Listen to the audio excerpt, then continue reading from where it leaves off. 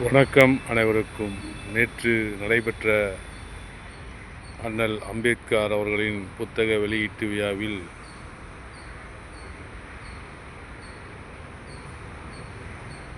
தமிழக வெற்றி கழக தலைவர் விஜய் மற்றும்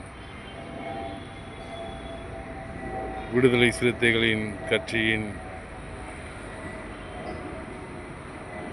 துணைத் தலைவர் ஆதவ் அர்ஜுனா அவர்களும் மேடையிலே அவர்கள் ஆற்றிய உரையில் இந்திய கூட்டணியை பிளவுபடுத்தும் முயற்சியில்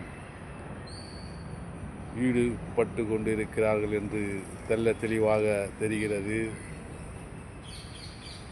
அது ஒருபோதும் நடக்காது. இந்திய கூட்டணியை யாராலும்